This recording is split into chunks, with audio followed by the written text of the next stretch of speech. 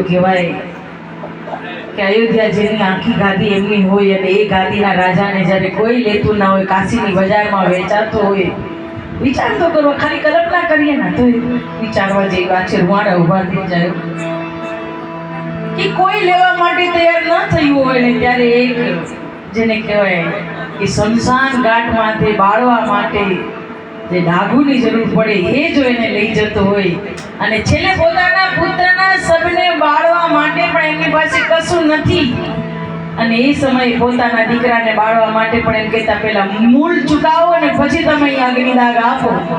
પોતાની સ્ત્રી સામે ઊભી હોય એને મારવા માટે તૈયાર થઈ જાય, પોતાના પુત્રને ખાંડવા તૈયાર થઈ જાય. એક સંતોની કથાઓ જ્યારે આપણે સાંભળીએ ને જીવનમાં ઉતારીએ ત્યારે એમ થાય કે આ ક્યારે એમના જીવનમાં કષ્ટ પડ્યું કે સત્યનું શરણ લીધું, ટેક લીધી ને ત્યારે જીવનની અંદર ટેક લીધી કે તારું ભજન નહીં છોડી, સત્યને નહીં છોડીએ, સનાતન ધર્મને નહીં છોડીએ, ત્યારે એમને કસોટી પડી. ત્યારે કે ભૂખે મારે ભોય સુવાડે, અવળી ઉતારે ખાલ, આટલું કરતા એનું ભજન ના છોડે ત્યારે કરી દે ન્યાલ. એમને મફતમાં મળતા નથી હો, આટલું મૂળ ચૂકવવું પડે ને ત્યારે મળે છે.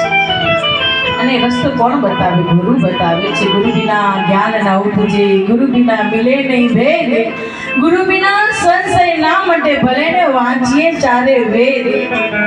4 વેદ લખેલા છે, 18 પુરાણ છે, 100 ઉપનિષદો છે, એનો સાર ગુરુ બતાવ્યો. અને આવા ગુરુ જ્યારે આપણે આકરા શબ્દોમાં નાખીએ ત્યાં સુધી આપણે સીધા નથી. પ્રેમથી ગુરુ મહારાજ જ્યાં સુધી કહેતા હોય ત્યાં સુધી વિદ્યાર્થી બરાબર ભણતો નથી, પણ ગુરુ મહારાજ એમ કે જો અભ્યાસ કરીને નહીં આવે તો તને આ શિક્ષા થશે, તો પાંસરા ચાલીએ, નહીં તો ચાલીએ નહીં. એટલે સંતો કે ગુરુ વિના જ્ઞાન ન ઉપજે, ગુરુ વિના મિલે નહીં ભેદ, ગુરુ વિના સંશય ના મટે, ભલે ને વાંચીએ ચારે વેદ. 4 વેદનું જ્ઞાન ગુરુ બતાવે. એટલે સંતો હંમેશા કહેતા હોય કે આ વેદ મનખો સુધારો. એ ગુરુજી, આ મને જે મનુષ્ય જન્મ મળ્યો છે ને એને મારે સુધારવો છે. કેમ સુધારવો?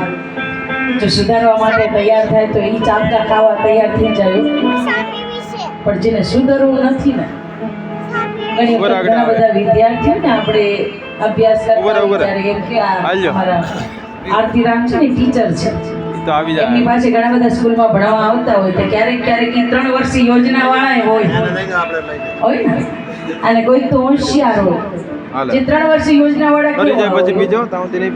સ્કૂલની અંદર એક શિક્ષકે કહ્યું કે હું તમને એક પ્રશ્ન પૂછું કે પૂછો ને સાહેબ. તો સાહેબે કહ્યું કે જળની અંદર રહેતા 5 પ્રાણીઓના નામ બોલો.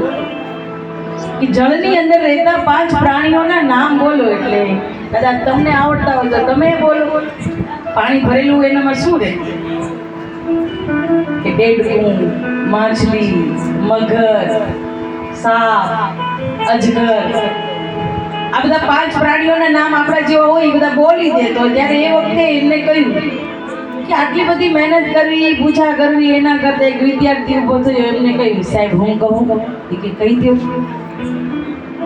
સાહેબ, આ બધા છે આવડી મહેનત કરે છે ને, આપણે મહેનત નથી કરવાની. શું કરવાનું? એક માછલી, એક માછલીના મમ્મી, એક માછલીના પપ્પા, એક માછલીની બેન, એક ભાઈ, 5 થઈ ગયા. આ 3 વર્ષની યોજના વાળા હોય એ આગળ ન જાય.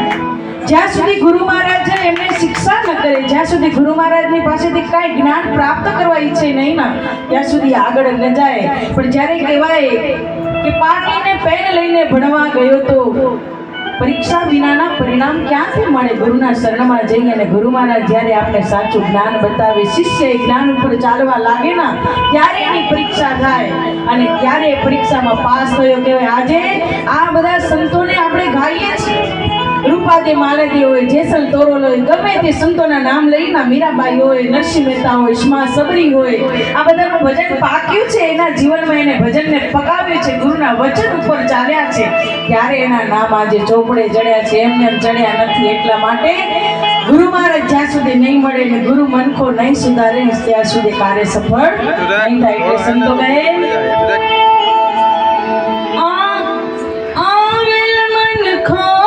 સુધારો